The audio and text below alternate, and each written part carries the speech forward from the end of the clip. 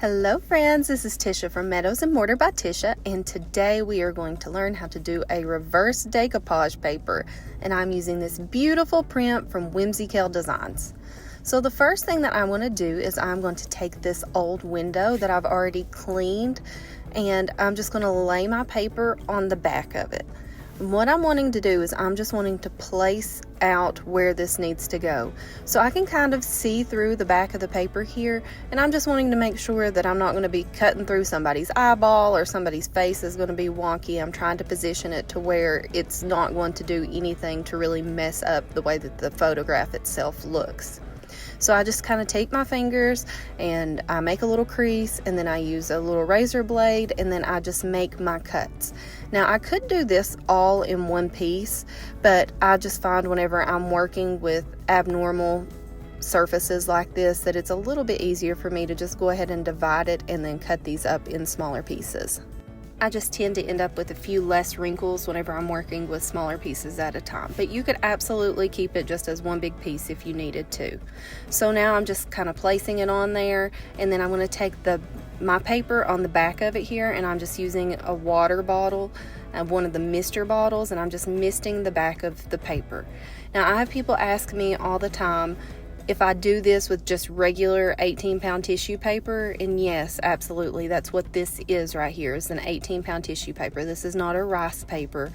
The reason I do this is because, do you see the wrinkles on the back of this that comes from the packaging?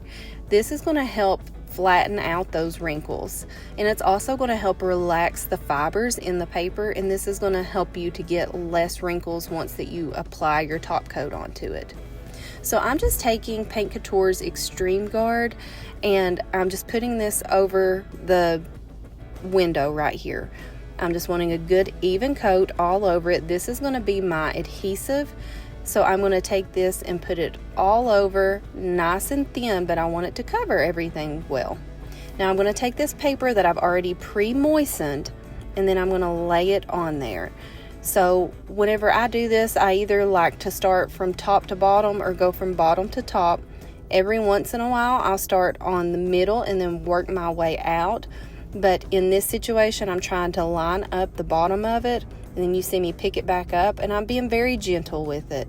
Now this paper from Kelly from WhimsyKel Designs, it is extraordinary, and it is very good quality. If you're using something cheaper like actual tissue paper that you would use for like gift giving or something, then of course it's not going to be quite this easy, but this is an excellent product, so I can lay it down and pick it up as I need to. Now there are a lot of different ways that you can lay down your paper to be able to get all of the bubbles out of it. I tend to just use the pads of my fingers. I feel like that works. I'm using light pressure. I'm not using, super high pressure, because if you do, then that can cause it to tear, because we're dealing with wet paper. And even more so than just misting it with the water, I put down my gel, or not decoupage gel, but I put down my top coat, and so that's added more wetness to it. So now I have everything smoothed down. I'm making sure that there are no bubbles in it, and then I come back in with my Paint Couture Extreme Guard, and I'm just going to do a coat over this part, over the back part of it. So now I have the top coat on the front, my paper down, and then I'm putting top coat on the back of it. So I'm sandwiching this in. Once that I get this on there, then I'm going to just smooth everything out and do my paint strokes all in one direction, so the sheen will be the same all the way through, no matter which way that your eye catches the piece. Now the top coat that I'm using from Paint Couture, it dries clear. So I have a lot of people that ask me, do you have like a hazy effect on there? And the answer is no. This dries crystal clear. It's beautiful, it's strong, it works perfect every single time whenever you're using it for decoupage. So like I said before, I like to use the mister bottle, and that's going to really relax the fibers of those papers, and it's going to help it lay out a whole lot better, a whole lot smoother. And then I just take the pads of my fingers and then smooth everything out. Now, there are some people that like to use different methods. Some people don't wet the back of their paper at all. I have found the best results whenever I do it this way, but you do it however you want to. There are some people that use a saran wrap ball, just take a wad of saran wrap and use that to smooth out the back of it instead of using the pads of your fingers if that's what you prefer. There are some people that use actual decoupage tools. So there's like this little plastic or silicone tool, and then one side of it has felt, and then they use that felt side to rub everything down to smooth it all out. But you just need to play around with it and see what works best for you and your techniques. But I feel like the way that I do it, using a really light hand, it works out beautifully every time. So I've got all 3 of these pieces here, and you can see that I left the overhang around the edges of it.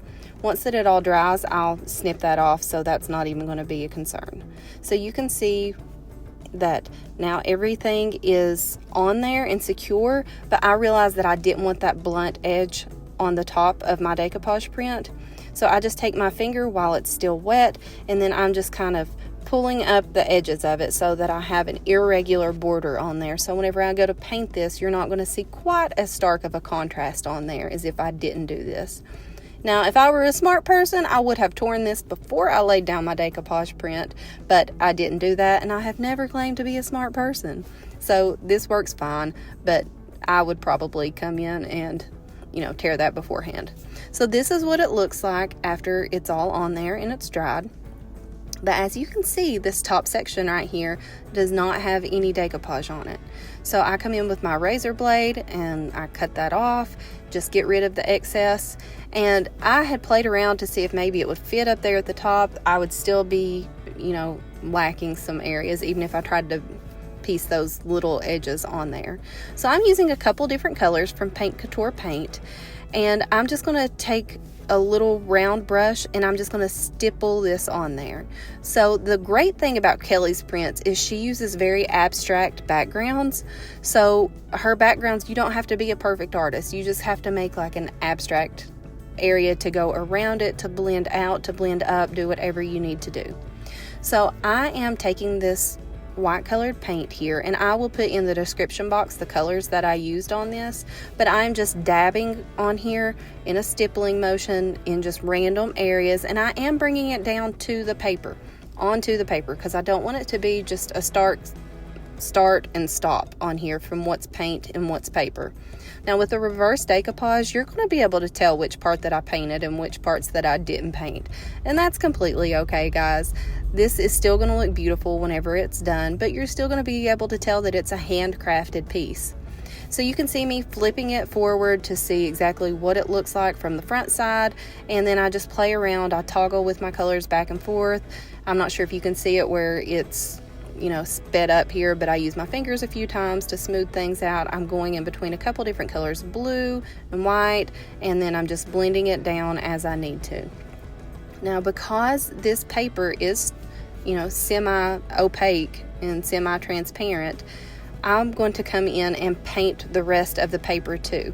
So you get more vibrancy whenever you're painting over the whole entire back of your piece, whether you're adding any extra colors to it or not. If you take your decoupage and you paint the back of it white, you're going to get a more vibrant print. So I'm just extending that all the way down. But you can see, instead of just doing the white, I am adding in some of the blue because I want that to kind of bleed through the front as well. I'm trying to make it as cohesive as possible from the top to the bottom. Although you're going to be able to tell what part was painted and which part wasn't, I do want it to flow, a little better. So you see me keep pulling my piece down and looking at it from the front, because I may have a vision in the back of my head, but then I pull this forward and it's not exactly what I was thinking of. So I just toggle back and forth between my colors as needed. Now after I get all of this paint on the back of it, then I'm just going to come in with some clear coat and put that over the top of it just to protect it so that it won't scratch really easily or anything, which really to goodness nobody would be scratching the back of this piece, but people are weirdos, especially during transport and stuff. So I would rather do it just to be safe than sorry. After all of that was dry, I come in with just the white paint and I go over all of it just to give it a more cohesive look on the back.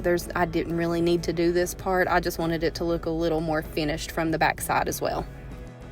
Now, if you would like to try any of the Paint Couture products that I have used in this video today, then I will post a link in the description box below so you can get those. Now, if you use that link, it's not going to be any extra money for you to use the products. It's just going to let Paint Couture know that you used my video to find their products. And also, if you're not already, I just want to ask that you follow my page, that you subscribe, that you come hang out with me. You never know what I'm going to post on here. I do a lot of furniture, I do a lot of decor items, and I'm always looking for new techniques and new things to try and fun things to do, and I just like to share it with you guys. So if you don't mind, just follow me. And here is our final product. Look how pretty this is. I really do love this. I did not touch the frame. I left the frame as chippy as it was before. The only thing that I did is I did add some top coat to it so that the chips wouldn't continue to come off quite as easily. But I thought this rustic feel looked perfect with this. And guys, I hope that you loved it. Can't wait to see you next time.